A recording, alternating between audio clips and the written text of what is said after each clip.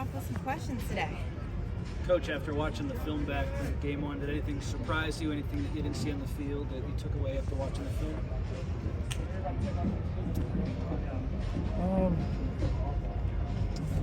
I like the way we played up front on the defensive line.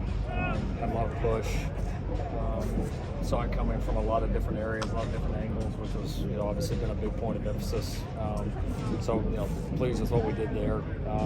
But really both sides of the ball. I mean, there was a lot of clean plays. In a way, we probably played a quite a bit cleaner game than we did a year ago against Rice. But we had a couple of critical errors on both sides that held us back at times. The fun thing is watching it. They're totally correctable. They're totally self-inflicted, and I would expect that they wouldn't, that we would not carry those forward because the amount of good on there is pretty exciting. Coach, what's the reasoning behind using Malik Brown and Scott? That was just our decision to do as coaches. What does he need to do to show you he should be in the rotation a little bit more? As I know we didn't see him until late in the game on Saturday. Yeah, it's competition.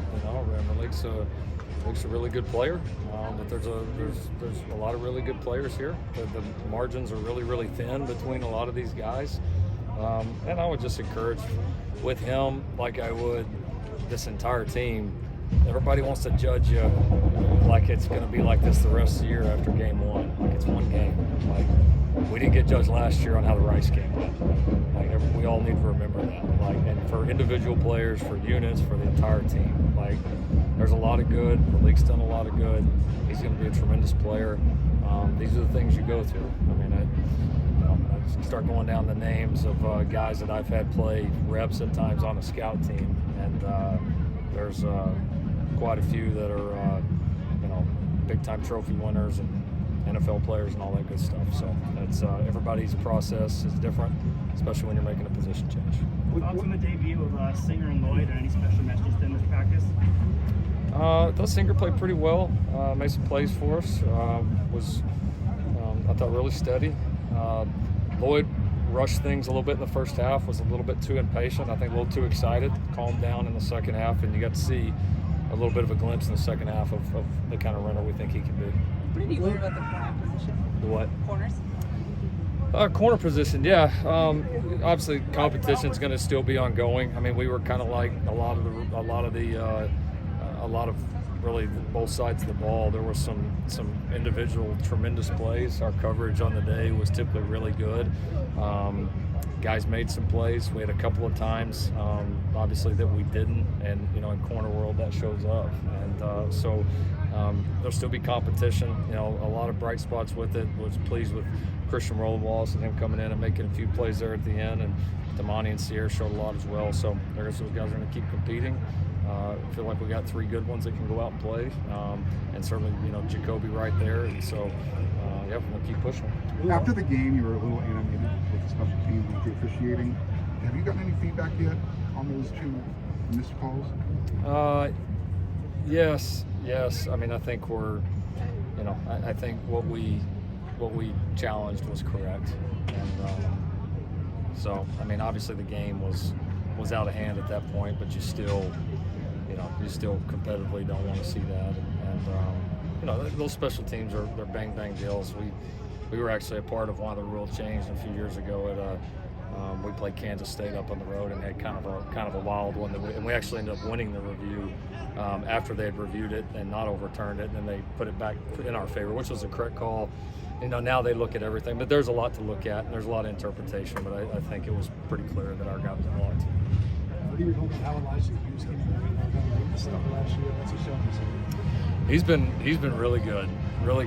He's honestly, as a freshman, through camp, really steady, really steady. Kind of popped off the film in day one, and just kind of continually getting better, getting more comfortable, getting more confident. And I think we planned to use him early in the rotations the other day, and we're not surprised at all by him jumping in there. And he made a big impact the very first snap that he came in the game. But he's relentless. He's got a great first step off the ball. He's got a strong, powerful build, and it's just going to get better and better. What did Gino do to earn the start, and what did you see from him? He's been the most consistent. He'd been one of our 5 most consistent players, and so was excited to see him get some work there at guard and also at center. He's been working in both for us. And he's made himself a really key, valuable member of our offensive line. So there's a lot of competition going on right now, but he's certainly right in the middle of it. We've talked a lot about offensive line just recently in general after Saturday. Obviously a lot of shifting going on right now. Are you kind of looking to hopefully solidify things a little bit more for this Saturday, or what's kind of the process right now? It's just we're going to let it play out. We went into the first game with a pretty good idea that we were going to use some pretty heavy rotations on all sides of the ball. I don't know that we'll plan to use that many, but if we're in situations where there's still competitions ongoing or guys have not separated themselves, then we're going to continue to create those opportunities, because like when you get on a really good team, guys should not be just fall into jobs because of default. They shouldn't just fall their way into it just because there was nobody else, right? Like you got to go step up and go take it over. And I think we've got some guys that are primed to do that and look like they're starting to make that move, but they've got to go finish the job. Let's do one more. Anyone exceed expectations when snaps the outside and maximize the opportunity? Well, Elijah's one, I think that really stood out. I think Jack Sullivan stood out. Bear made the one big mental mistake on the 3rd and 22, but it was very disruptive. You didn't feel his presence as much in the stat sheet, but then when you turned on the film on Sunday, right, you could see that presence. I thought Gentry played well. Offensive line, we thought Tarquin had a pretty good game, pretty good first game for us.